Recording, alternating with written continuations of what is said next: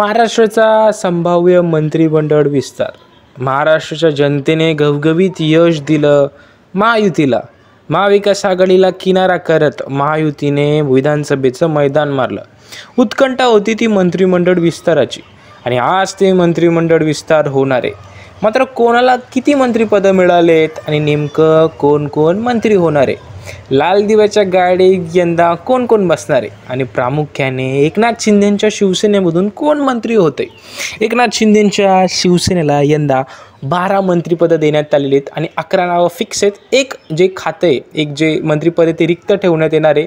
ऐन वेळेस कोणालाही ते मंत्रिपद दिलं जाऊ शकतं.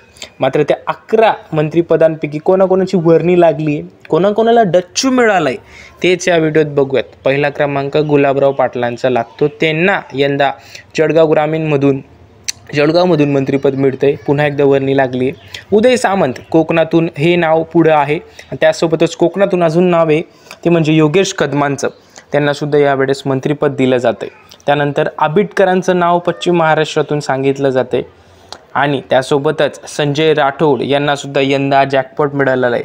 मराठवाड्याचा विचार केला तर संजय शिरसाट यांना यंदा मंत्रिपद मिळते संभाजीनगरमधून. त्यासोबतच मंत्रिपदाच्या वर्णीत आता नवीन नावामध्ये जयस्वाल यांचं नाव आहे, आशिष जयस्वाल यांचं. त्यासोबतच दादा भुसेंचं तिकीट जे आहे ते फिक्स आहे, त्यांना जवळपास फिक्स सांगितलं जातं आहे. त्यासोबतच 11मध्ये जवळपास 5 जुने आणि 6 नवीन म्हणजेच भरत गोगावले, संजय शिरसाट अशा नेत्यांचा सुद्धा समावेश इथं होणार आहे. डच्चू कोणाला मिळतोय? तानाजी सावंत, त्यासोबतच अब्दुल सत्तार केसरकरांचं नाव डच्चूमध्ये आहे.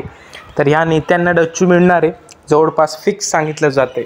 आता यंदा हे मंत्री कसे त्यांची भूषवतात हे बघावं लागेल. तुम्हाला काय वाटतंय, कोण कोण मंत्री व्हायला पाहिजे होतं सांगायला विसरू नका आणि चॅनल सबस्क्राईब करा.